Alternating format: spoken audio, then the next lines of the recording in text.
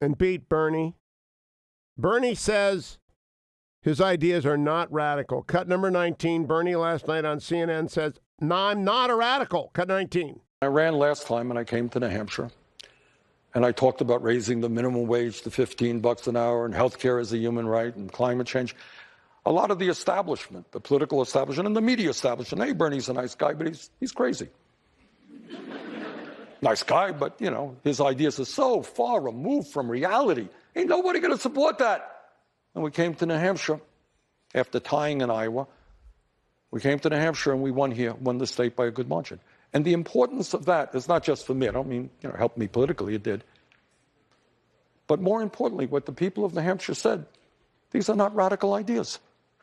These are ideas that make sense to working families throughout the country. So that's issue number one, where I think there is a change. Ideas that 4 years ago seemed radical are now part of the mainstream. And many of my opponents are kind of, in one way or another, echoing what I said 4 years ago.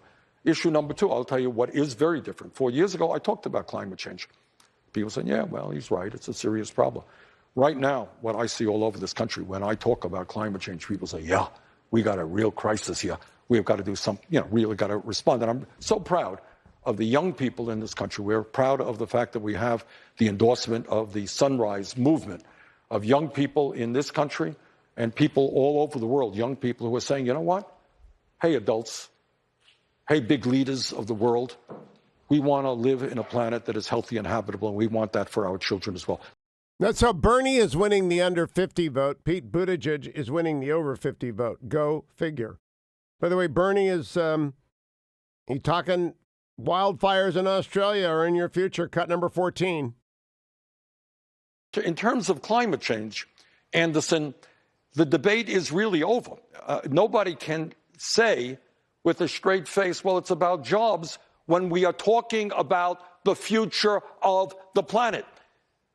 When we're talking about whether or not cities in America and around the world will be underwater, whether we're going to see more and more drought. Everybody knows what's going on in Australia right now. If we don't get our act together, that is the future of the world. We are seeing a prelude to that in California with their terrible forest fires. I was in Paradise, California. It makes no sense, right? But that's Bernie. Bernie, by the way, tells you health care is number one. Cut number 13. Bernie Sanders on with CNN's Anderson Cooper last night. Well, actually, most members of Congress, I believe, are. I think the majority are on board for Medicare for all in the House, not the Senate. This is how you do it. And this is the answer I'm going to give tonight, time and time again. That what our campaign is about, and I admitted it is a different type of campaign. Because I'm not here to tell you, vote for me and I'm going to do all these great things. Ain't going to happen that way. It never happens that way. Real change never takes place from the top on down, no matter who the president may be. We need to involve millions of people in the political process. And when millions of people stand up and they say to Mitch McConnell or any Democrat, we're sick and tired of paying, as is the case right now, for the average family, $12,000 a year. We're sick and tired of the deductibles. We're sick and tired of the co-payments. We're sick and tired of paying the highest prices in the world for prescription drugs. We are going to take on, as a nation, the greed and the corruption of the pharmaceutical industry. That's when it happens. And that's what our campaign is about. That's why we call our campaign Us, Not Me. Because I'm not here to tell you I can do it alone. I can't do it alone. We need to all stand up to take on the power of the healthcare industry. Now, Pete Buttigieg was also on CNN, and he's not going to be outdone by Bernie. If he has to run far to the left, he's going to run far to the left. Cut 21, Pete talking about his health care plan. What I'm proposing with what we call Medicare for All Who Want It would represent the biggest transformation in American health care coverage since the invention of Medicare itself. We're talking about the most progressive, boldest thing done to health care in a half century. But, crucially, it's also something I believe we can now gather an American majority around. The difference between my plan and some others, the idea of the reason it's Medicare for all who want it, is that I don't think that we should order people onto that public plan I believe we ought to create. I think that it will be the best plan. If we're right, then everybody will want it, and everybody will choose it, and eventually it will become the single payer. They can't run the Iowa caucus. They can't. They can't count votes, and they want to run your health care. Emo and Toby think that's radical. They're writing that up at Media Matters. But I just say the Democratic Party is in charge of their own caucus in Iowa, and they can't. We don't know who won. I think Pete Buttigieg won. But they won't tell you. They got to have a recount, Tom Perez. You want to have a recount on your lab tests when you're in the ER and you're flatlining? You want to have a recount? I don't think so. Pete Buttigieg went on to talk about gerrymandering. Like I said, he's gone way to the left. Pete was going to win as a centrist, and he was getting some momentum. Maybe he's got momentum now because he's gone way to the left. Pete Buttigieg on gerrymandering, cut number 20. We also need to make sure that our system overall is secure. It's why we need paper trails on election technology. And we also need to face the fact that not only are our elections threatened by interference from abroad, but frankly, there's a lot of homegrown election interference. I would argue that gerrymandering is election interference because when politicians can pick out their voters before the first vote is cast, it changes how an election will happen.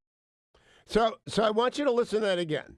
Not only are our elections threatened from abroad. All right, so let's go back. Pete Buttigieg. That wasn't single payer again, Ben. I don't know what that was, but I want you to play it again. We also need to make sure that our system overall is secure. It's why we need paper trails on election technology. And we also need to face the fact that not only are our elections threatened by interference from abroad, but frankly, there's a lot of homegrown election interference. I would argue that gerrymandering is election interference because when politicians can pick out their voters before the first vote is cast, it changes how an election will happen. One more time. Play that again, Ben. We also need to make sure that our system overall is secure. It's why we need paper trails on election technology.